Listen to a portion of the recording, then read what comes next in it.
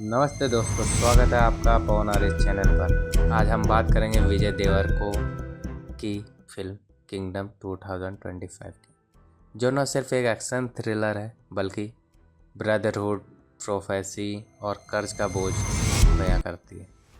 तो चलिए शुरू करते हैं एक ऐसे पुलिस कांस्टेबल की कहानी से जिसने खोए भाई को ढूंढने के लिए खुद की ज़िंदगी को खतरे में डाल दिया। फिल्म की शुरुआत 1920 के श्रीकाकुलम से होती है, जहां अंग्रेज़ों के खिलाफ एक ट्राइबल ग्रुप की लड़ाई लड़ते हैं लेकिन हारते हैं। लेकिन उनका राजा उस लड़ाई में मर जाता है और एक भविष्यवाणी करता है कि एक दिन उनका वंशज वापस आएगा और वो वापस आएंगे। फिर वहीं पर सीन कट हो जाता है। फिर हमें दिखाया जाता है 1991 में हम मिलते हैं एक नेक लेकिन सादे पुलिस कांस्टेबल सूरी से। उसका बचपन बेहद कठिन था। उसकी सबसे बड़ी पीर है उसका भाई शिवा।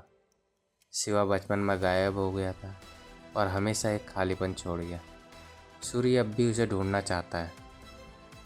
इस बीच उसे मिलता है एक गुप्त एजेंसी का agent JP job holder.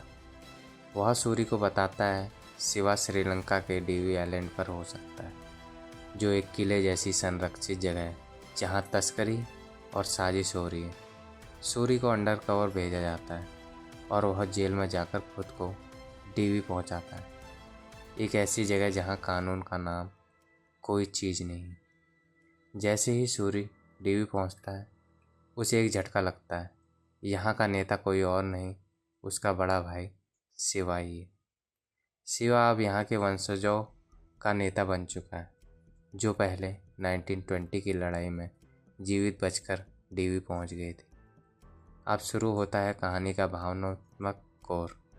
Suri और शिवा के बीच पुरानी यादों और आज की सच्चाई का द्वंद्व। सूरी बताता है, मैं यहाँ दोस्त बनकर आया हूँ, लेकिन मैं तुम्हें ढूंढकर यहाँ आया हूँ। शिवा जवाब देता है, मैं तुम्हें तो पहचान गया, लेकिन हमारी लड़ाई अलग है। सूरी और शिवा दोनों अब डीवी की किस्मत के दो रास्ते पर खड़े हैं। सूरी देश का फर्ज निभाने के लिए और शिवा अपने लोगों की जान बचाने के लिए। लेकिन कहानी यहीं ख़त्म नहीं होती। आता है असली मुरगन, जो डीवी पर काबिज एक घातक कार्टेल नेता है। मुरगन समझता है कि किले में एक गुप्त एजेंट है और वह उसी तलाश में है। घबराए हुए मुरगन जो उसका बेटा है, वह अपने पुराने नेता यानी अपने पिता ओडियापन को मार देता है और ब्लेम कर देता है यह सब गद्दारी का काम हो सकता है।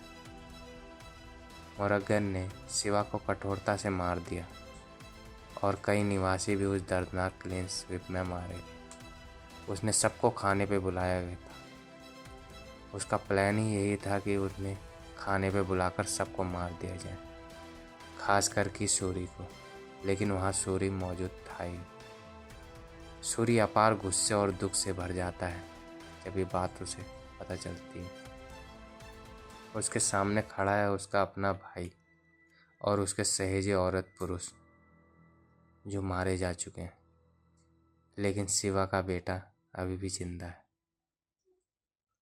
तब सामने दिखाया जाता है सूरी को, जो गुस्से से एक बड़ी सी नाव को खींचने की कोशिश करता है। अब वो डीवी के बचे लोगों की रक्षा के लिए आगे आ जाता है और शुरू होती है आखिरी क्लाइमेटिक फाइट। कई दृश्यों में सूरी मुरगन से भिड़ता है, अतः अपने भाई की हत्या का बदला लेता है।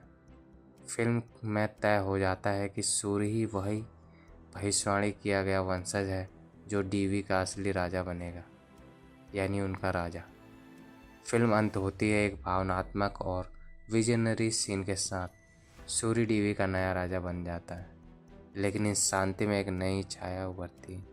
सेतु, उड़ियप्पन का दूसरा बेटा, डीवी में आ जाता है अपने पिता का बदला लेने। यह क्लिफ हैंगर साफ करता है कि किंगडम पार्ट 2 शुरू होने वाला है। तो दोस्तों, ये थी किंगडम 2025 की पूरी कहानी। एक ऐसी साहसिक यात्रा जो भाईचारे, पश्चाताप और प्रोफेसी के बीच बसी है।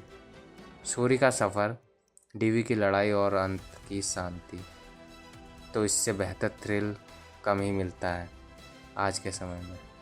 अगर वीडियो पसंद आए तो लाइक शेयर करना ना भूलें और बताइएगा ज़रूर आपको ये स्टोरी एक्सप्लेनेशन कैसी लगी मूवी। क्या आप चाहते हैं कि आगे में मैं पार्ट 2 का अनुमति स्क्रिप्ट भी बनाऊं? आपके जवाब का इंतज़ार रहेगा।